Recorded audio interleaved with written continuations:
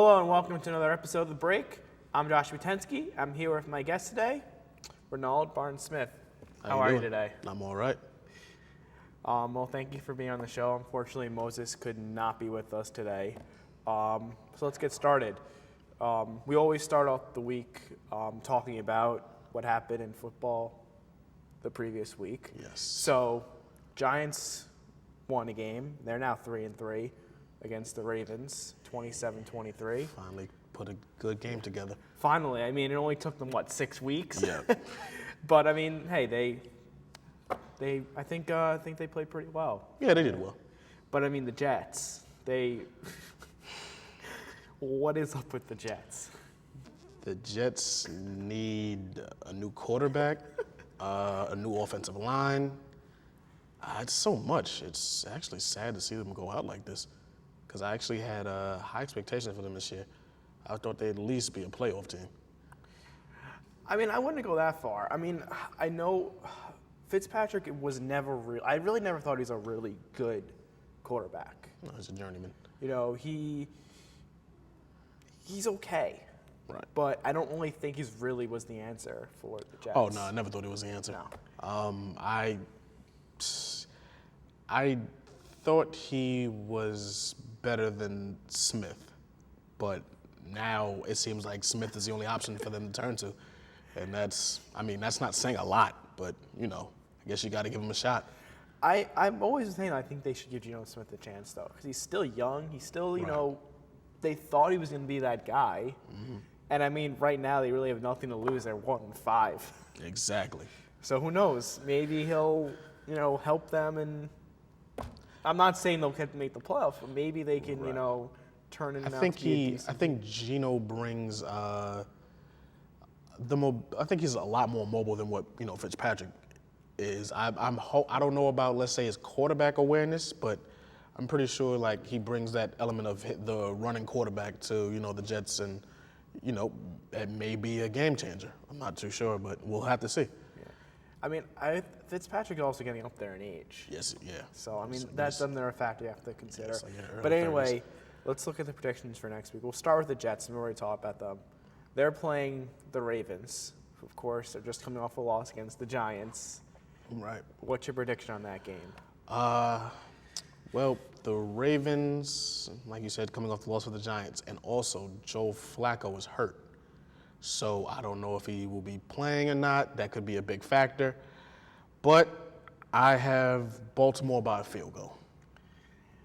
I mean, I could see that. I mean, the Jets still haven't been scoring. Exactly.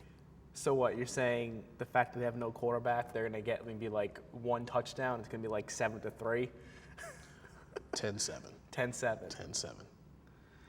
So the Jets are actually going to get a touchdown this week. Matt Forte. Exactly. No quarterback there. Exactly.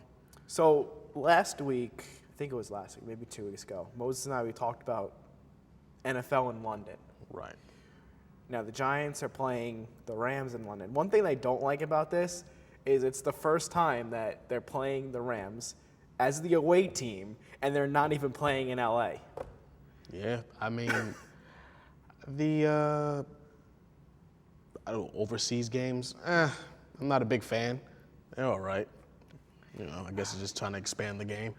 Yeah, but why would the one thing I don't understand is why would you take a team that literally just moved from a city and then have them play one home game over in Europe? It just doesn't make any sense to me. I don't get it at all. I mean, I don't understand it either, but business decision. Go figure. Okay, so anyway, 9:30 a.m. our time. I don't know what time that is in England, but that doesn't really matter. I'm probably going to still be sleeping on a Sunday at 9:30 in the morning. I know I will. But anyway, who's going to win? They're both 3-3. The Rams have an okay defense. Not saying it's the greatest. Case Keenum is an average quarterback at best. I have the Giants winning this game by, I'm giving them 2 touchdowns. I say Odell has another great game. Eli can actually get off some passes without being sacked. Yeah, I think the Giants will win at least by So, two like touchdowns. 21-7. I'll take 21-7 or 21-10. Either or. I got the Giants winning that game, though. Well, I mean, one team's going to be a losing team because they're going to be 3-4. So hopefully the Giants, the ones that are 4-3, Exactly. you got to get that over 500 mark, especially this early in the season. Yep. So anyway, there was some interesting news floating around with the Giants today. Josh Brown, their kicker, he admitted of domestic violence, beating his wife. This seems like an ongoing thing in New York.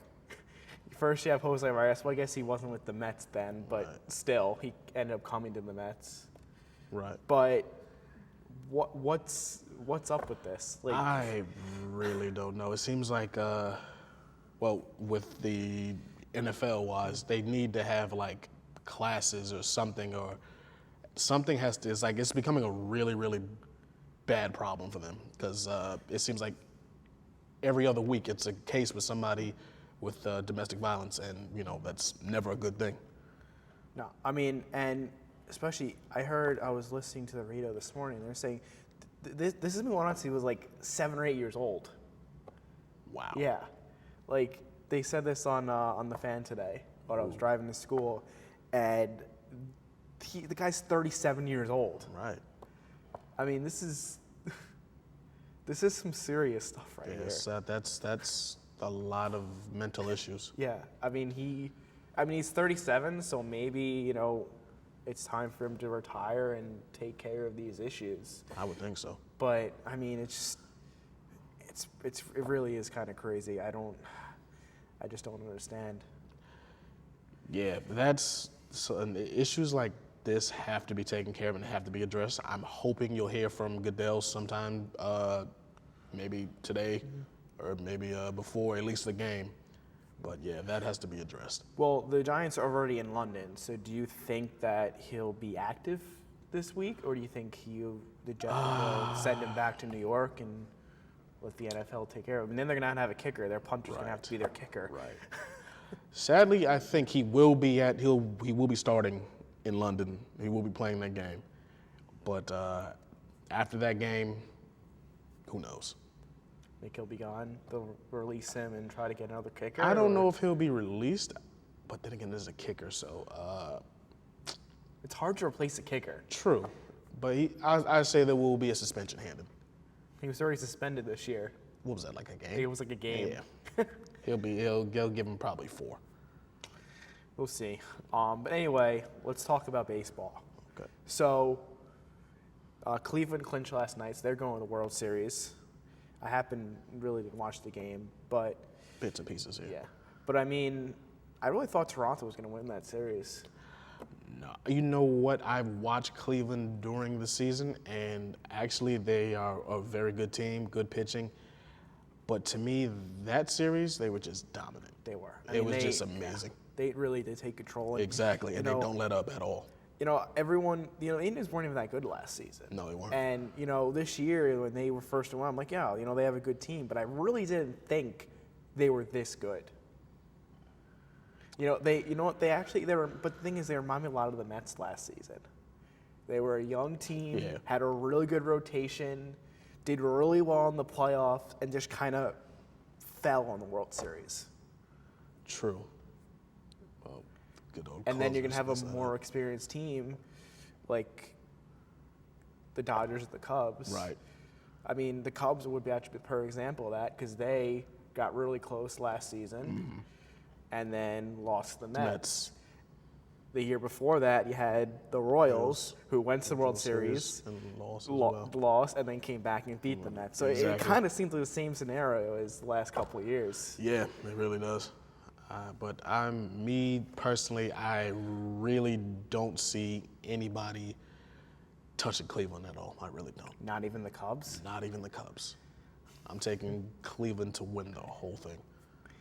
I mean, I could see that, but I mean, I know a lot of people want the Cubs to win to get that good old curse off their back. Here's the thing.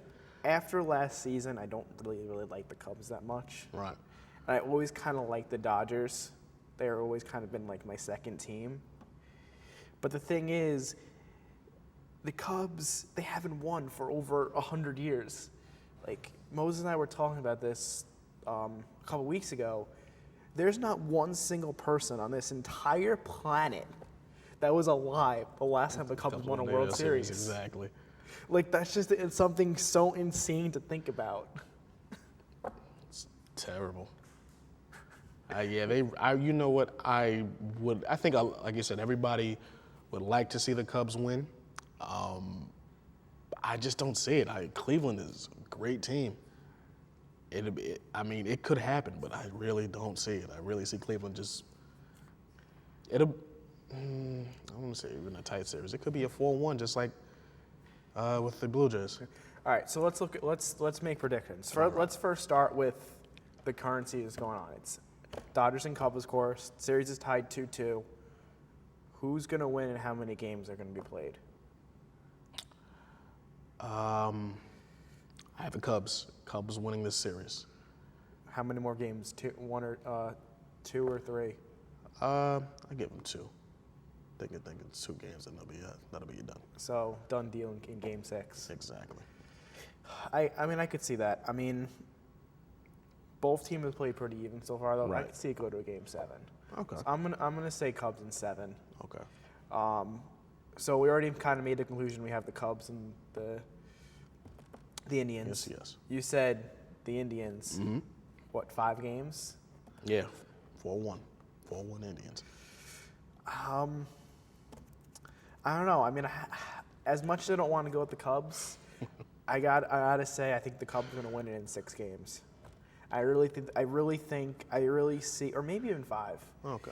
Because I really see that the same thing that happened last year. Like I was just saying, the Cubs remind me a lot of the Royals, and the Indians remind me a lot of the Mets. It's almost the same scenario. Right. So, we'll see. But anyway, that looks like it's all the time we have for today.